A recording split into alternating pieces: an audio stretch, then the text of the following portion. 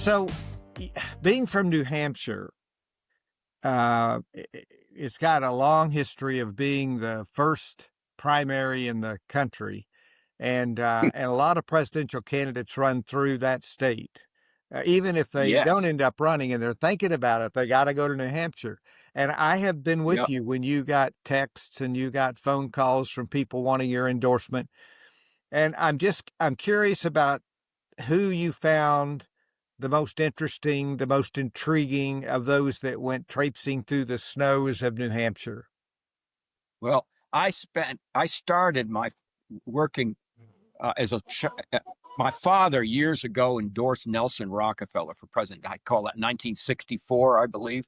And, and, that was my first exposure to he versus, I think it was 64 Nixon or maybe Goldwater. I can't remember. But anyway, moving forward, I spent a lot of time with Bob Dole and with George W. Bush. Bob Dole was by far the funniest and most interesting individual to get to know. Um, we really got to know each other very well. And one day we were on an airplane flying up from Washington. And I said, Bob, you have this issue with your left arm, World War II vet issue. I don't want to ask you a sensitive question, but what's the biggest problem that you have with getting through the day? And he looked me in the eye and he said, Saran wrap. That's all right. And He was he uh, was one funny guy. yeah. And with him, I in the beginning, I was going around with all of the candidates, not just Bob Dole. This was before I endorsed anybody, and I went to this event in Concord with him, and I wasn't introducing him. I was just going to be there, and he got sick, and he had to leave. He couldn't make his speech. He had to go to the bathroom. And he says, I'm sorry, ladies and gentlemen. I can't, I must repair to the bathroom. But Congressman Charlie Bass, who has endorsed my candidacy for president, will make a few remarks. At which point he walked off the stage, and there I was, a And Bob Dole. I know that you're never flat-footed when it comes to a speech. You were ready for the moment. I So, almost couldn't stop laughing. But go ahead. your love of automobiles, classic cars, Sure. is that lifelong? And did you was your father into cars? And what an Well, yeah, interesting hobby you have. I don't know how much your viewers want to know about my proclivities. It's simply, suffice it to say, I love mechanical things. Um, one of the things that interests me about the early 20th century industrial revolution, in a period of 20 years, electricity was developed, the telephone was developed, Wilbur and Orville Wright flew an airplane, and Henry Ford figured out how to mass produce automobiles. Now, I would suggest to you that that would compare favorably with the internet revolution or any of the other great changes in American business and societal culture that have occurred and changed things permanently. Now, in the case of the automobile, this little car behind me, which is so simple, even somebody like me can take every piece of that car apart and fix it as I do.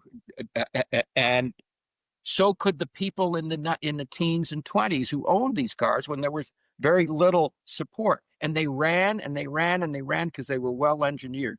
And it changed the nature of the economy in this country. Trains were everything. Uh, there was a train in Peterborough, where my hometown, a little tiny town that went all the way to Boston. And that's how people got around. When this car was made, there were only about 500 miles of paved road in the entire nation. And yet, there were a whole lot of car companies, but the cars were all expensive. So I was in Washington, actually. Yes, I go down there on a regular basis. And one of my clients was going to see Jay Leno, who's well known not only in the comedy business, but also in the car business. And he said, Sure. what question could I ask him that would catch his attention and he might not be able to answer? And I said, just ask him, what impact does he think Henry Ford had on transportation in the United States? And I think Henry Ford had a lot of problems. Very a lot of problems with, with human relations and so on. But as far as what he contributed, it's really second to none. And so anyway, that's the story of that little car. And it just interests me to think about.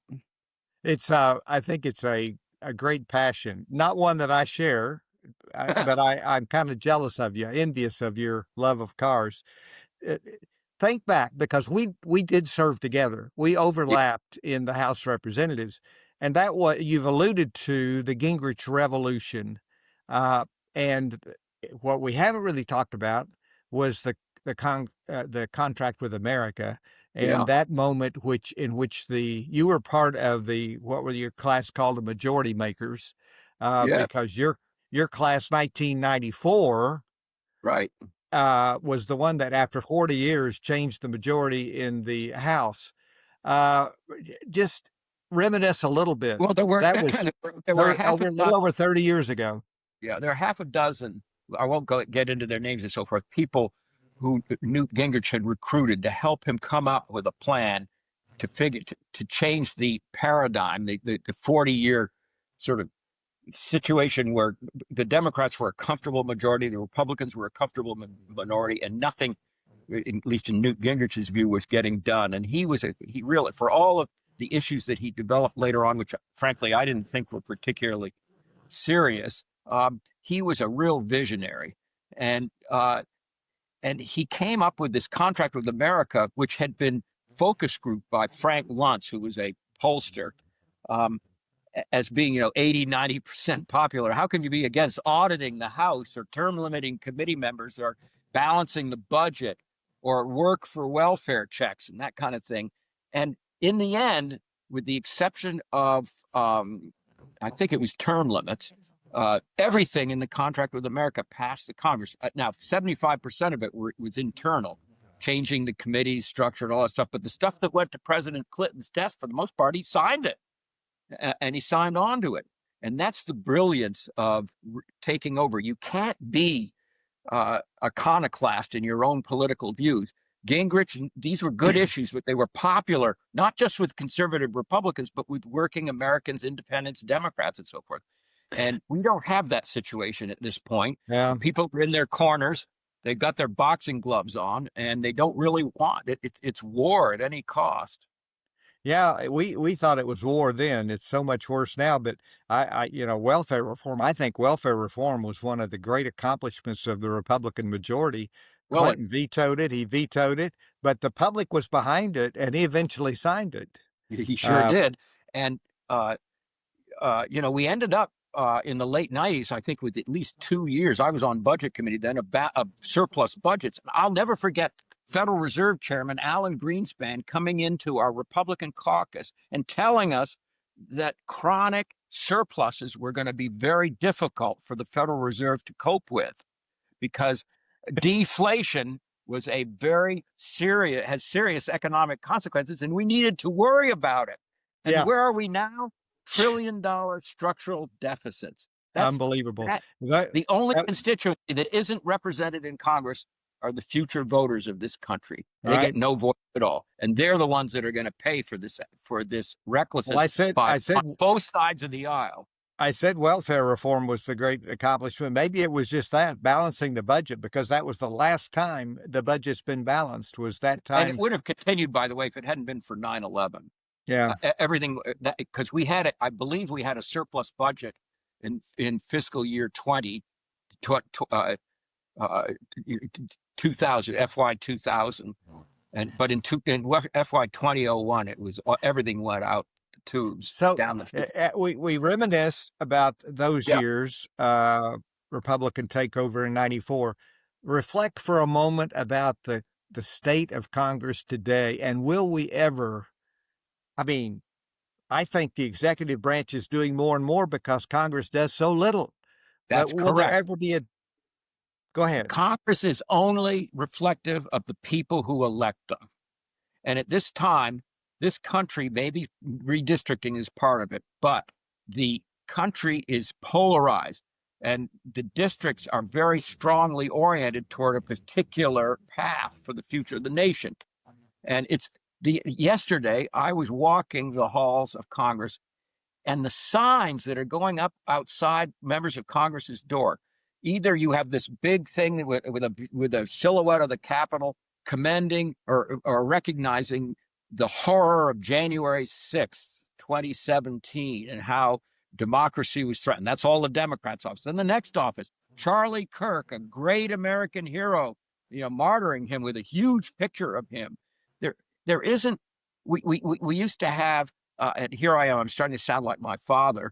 We used to have these bipartisan retreats, which were really pretty good. They're gone. But the Congress is so closely divided, there isn't any room for compromise unless the groups on this side and this side are willing to move, and they aren't. So, Yeah, the American people have to decide what kind of government they have. yeah. Ultimately, Uh, it's not they reflect the people they represent. the only thing I would add, I think, is the effect of social media today, because I Oh, think that absolutely. is, we don't talk to each other, we yell at each other. I Oh, would oh, commend everybody to listen to the governor of Utah's speech after the Charlie I would. Kirk assassination. I can't even remember his first name, but Governor Cox, but again, I never heard of. It was a brilliant presentation of the fundamental problem that is not in the hands of you and me. It's in the hands of people who are 40 years younger than we are. They are the ones that are going to guide the future of this nation. They are the ones that are getting most of their news off of the internet and social media. And there's nothing you can do about that because we're a country of free speech. And, I, and so, I don't know so, what. so the dilemma we face is how do we get young people to start leading rather than just talking about what they themselves want? Yeah. I don't know. I don't have an answer for that. Well, I don't know when this episode will run, but I agree. People ought to go back YouTube and listen to the governor of Utah's comments. We need to hear that voice. So we're going to wrap up momentarily, but I've always admired you for being a runner. You're Oh, somebody who stays in shape. I'm not going to tell anybody how old you are, but you run 5K just tell races. them I'm a lot younger than you. How's that? You're a little bit younger than me. uh, Not so much. how did you get into running? Very simple. I wanted to be a really good skier, and in the what would be the ninth grade, I went to a prep school actually that had one of the best ski teams in the nation. They sent skiers to the Olympics and that kind of thing, and I didn't realize at the time that I'm too small and too light to be fast enough to be good at slalom or downhill skiing, even ski jumping. But we soaked our bindings in salt water so they wouldn't release on a slalom course. Well, I was the first victim. I caught an edge and I spun my right leg around 180 degrees with 7-inch spiral fracture, and I was in a cast. And the part of the therapy for this, and by the way, that was the end of my competitive skiing career because if you're not with the crowd from the beginning, you can't catch up. It's a 4-year program. And so I started running and I just never stopped. And I got pretty fast. I used to run under 5-minute miles, and my running friends were considerably faster than me. They were in the mid four, like 425, 430 miles. And and by the way, I'm still running and I still keep up with these guys that I ran with. And every New Year's Day, I run a 5-mile loop about 8.5-minute miles, and I send them an email with a little thing with the time, and they write me back, "Oh, I have my new hip, and my knee's been replaced. And arthritis is plaguing me. I can still walk to the door and back." You may or may not know, but when I was in the Senate in my much younger days, I for over a year was the Mhm. fastest U.S. senator. I ran in Cool. the Capitol Challenge and replaced Don Nichols from Oklahoma as the fastest senator. I couldn't do that today, and that's what I admire so much. So, folks, if you see this guy running on the mall and you recognize Congressman Bass, stop and say hello to Charlie It's a Bass. sad and sorry sight now. But hey, Tim, I'd like to sort of end up, if that's where we are in this discussion, with a couple of little theorems that I developed while I was in politics, and there are three of them. The first one is the only vote you can count on is the person who looks you in the eye and tells you they're going to vote against you. You can count on that You can vote. count on that one. Secondly, forgive, but remember. Forgive and remember. Thirdly, listen, learn, and lead. Now, Gingrich used to say that, and he didn't do any of three. But I shouldn't say that. But it's and lastly, my view was he who knows the most wins. So I spent a lot of time trying to understand, because if you know the most and Yeah, you're substantive enough, you win. And that's a it the, focus on people, focus on when the ability of being able to go to somebody you've never seen in your life. Their faces are kind of sour and they don't really, and you stick out your hand, look them in the eye and smile and say, "Hi, I'm Charlie Bass." That's the hardest thing to do. And you know what happens? Their face brightens up immediately, but it's not easy to do.